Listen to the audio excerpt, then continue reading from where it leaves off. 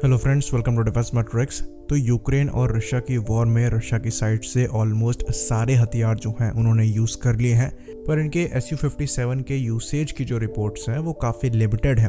एक रिपोर्ट आई थी जहां पर यह दावा किया गया था कि Su-57 को यूक्रेन में यूज़ किया गया है और रशिया जो है वो काफ़ी सेटिस्फाइड है Su-57 की परफॉर्मेंस से। यहां तक ये भी दावा किया गया था कि एक यूक्रेनियन Su-27 को शूट डाउन भी किया गया है Su-57 द्वारा। तो इतने लिमिटेड यूसेज के पीछे जो कारण है वो ये है कि इनके नंबर्स जो हैं वो काफ़ी कम डिलीवर हुए हैं रशियन एयरफोर्स को। कुछ रिपोर्ट्स की माने तो खाली 6 ही एयरक्राफ्ट डिलीवर किए गए हैं रशियन एयरफोर्स को, इसलिए इनका जो कॉम्बैट यूसेज है वो भी काफ़ी लिमिटेड है। लेकिन सवाल इस पर भी उठता है कि इस प्रोग्राम के डेवलपमेंट को 12 साल से ज़्यादा का समय हो गया है और 12 साल हम इसकी फर्स्ट फ्लाइट से काउंट कर रहे हैं, वरना डेवलपमेंट जो है वो इसके काफ़ी पहले से चालू है। उसके बाद भी इतने लिमिटेड नंबर्स जो हैं वो रशियन एयरफोर्स को डिलीवर हुए हैं।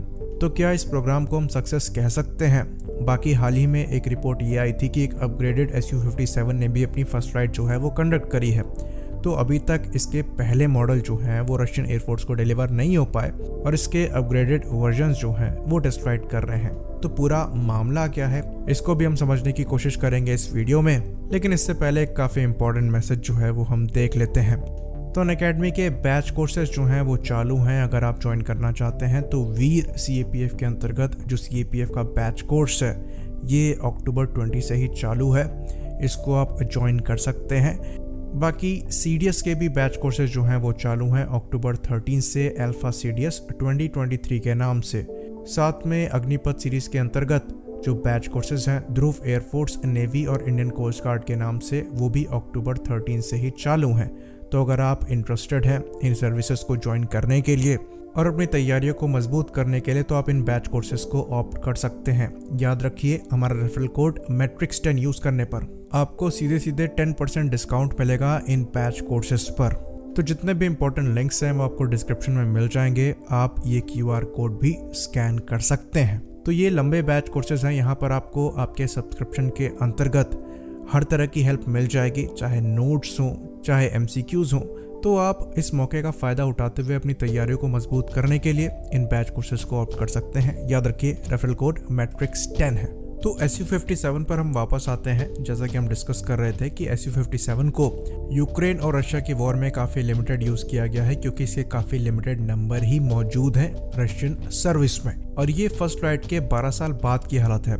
एयरक्राफ्ट का डेवलपमेंट कैसे चला है ये हम इसी से समझ सकते हैं कि इसका जो अपग्रेडेड वर्जन है उसने कुछ ही दिनों पहले फर्स्ट फ्लाइट अपनी कंडक्ट करी थी, जिसे Su-57M कहा जा रहा है। और इंटरेस्टिंगली ये जो लेटेस्ट वर्जन था, इसमें भी जो इंजन यूज किया गया है वो इनका लेटेस्ट इज़दिलिए 30 नहीं था, बल्कि पुराने इंजन ही यूज किए गए थे। इज़दिलिए 30 के लिए कहा जा रहा है कि ये 2025 तक ही अवेलेबल होगा और ये इंजन सबसे बड़ा कारण है Su-57 प्रोग्राम में डिले के लिए। तो अभी इस एयरक्राफ्ट में AL-41F1 इंजन यूज़ किया जा रहा है, जो कि AL-41F इंजन का ही एक वर्जन है। थोड़ा सा साइज में छोटा है AL-41F से और हेवली अपग्रेडेड वर्जन है AL-31 का। तो जो इज़दिलिए 30 इंजन है उसमें AL-41 के कंपैरिजन में आपको 30% कम वेट मिलेगा और ऑलमोस्ट 20% ज़्यादा परफॉर्मेंस मिलेगी। उस इंजन के साथ ये एयरक्राफ्ट जो है वो मैक 1.6 से 1.8 तक सुपर क्रूज करने में भी सक्षम होगा। पर इस इंजन के डेवलपमेंट को लेकर काफ़ी परेशानियां जो हैं वो भी रशिया द्वारा फेस करी जा रही हैं। बीच में इस इंजन के कुछ ट्रायल्स हुए थे जहां पर ये इंजन जो है वो फेल हो गया था और इसके डेवलपमेंट को पुश करना पड़ गया था 3-4 साल और इसकी टाइमलाइन जो है वो 2025 तक रखी गई, पर यह भी अभी कंफर्म्ड टाइमलाइन नहीं है। बाकी बात करें अपग्रेडेड Su-57 की, तो जो अपग्रेड किया गया है इसके अंतर्गत कुछ नए वेपन्स का इंटीग्रेशन यहाँ पर किया जा रहा है, साथ ही साथ कुछ नए एवियोनिक्स को इंक्लूड किया जा रहा है और जो सबसे बड़ा इंटीग्रेशन है वो आर्टिफिशियल इंटेलिजेंस का है, जो कि एयरक्राफ्ट को अनमैन मोड में फ्लाई कराने में भी सक्षम होगा। साथ ही साथ वेपन्स वगैरह को प्रिपेयर करेगा फायर करने से पहले अपने आप ही। बाकी कंपोजिट मटेरियल की भी मात्रा को यहाँ पर बढ़ाने की कोशिश करी जा रही है।